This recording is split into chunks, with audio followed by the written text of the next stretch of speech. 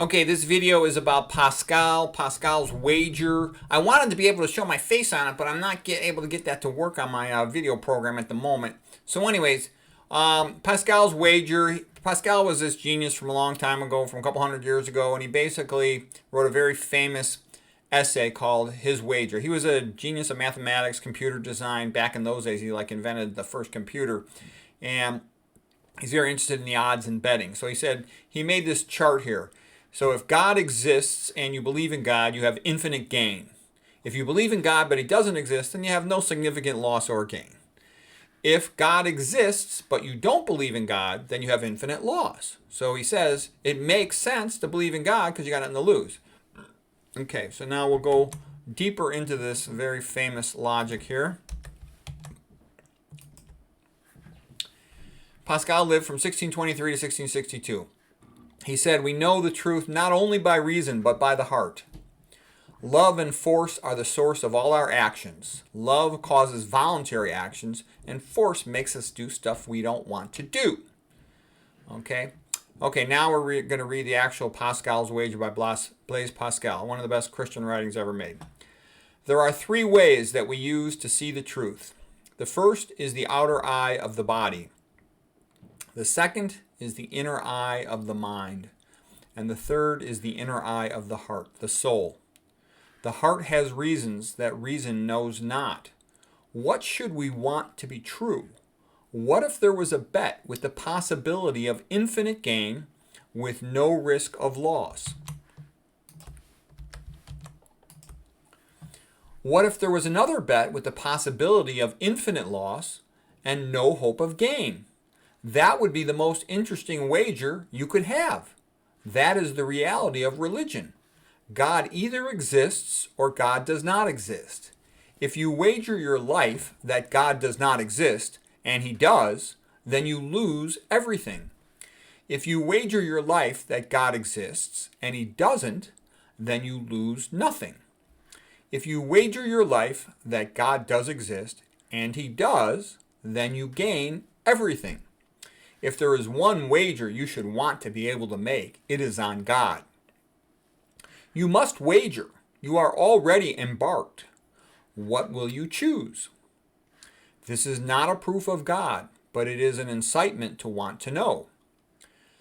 But knowledge of God without knowledge of Christ is insufficient, because the world would still make no sense to us. Imagine that God created a world, just as Descartes described. So what? There is still the misery of man, the contradictions, the absurdities of life, incomprehensible to us. The world had a creator, fine, but so what?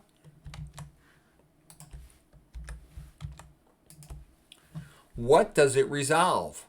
What does it answer for you? Without the knowledge of Christ, knowledge of God is a barren, empty, philosophical doctrine about a first cause, irrelevant and unimportant to human life. But faith and Christian revelation change everything. There are arguments, but they won't convince you, because one does not believe in Christ through the mind. One believes in Christ through the heart. There were miracles. There were prophecies fulfilled, but those won't tempt you at all, because the mind rejects what's good and the will rejects what's good.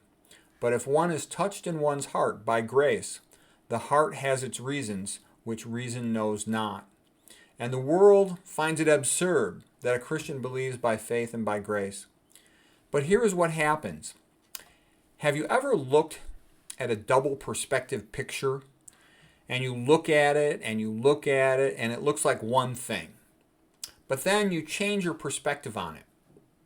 And when you look at it now from a different angle, you realize that it is a picture of something else. That is what Christian faith accomplishes.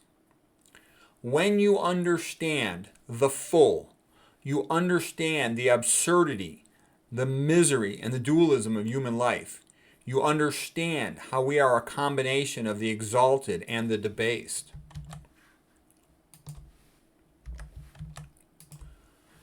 When you understand the sacrifice, the crucifixion, the blood, the grace of Christ, then that there is a God and that this is his world, merited by the love that surpasses all understanding. It makes sense of that world which formerly was incomprehensible.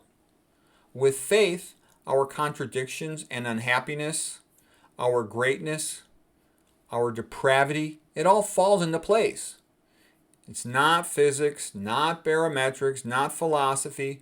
None of these things are the goal of life. Inner peace and salvation are the goals of life, and those are matters of grace, the heart, and Christian faith.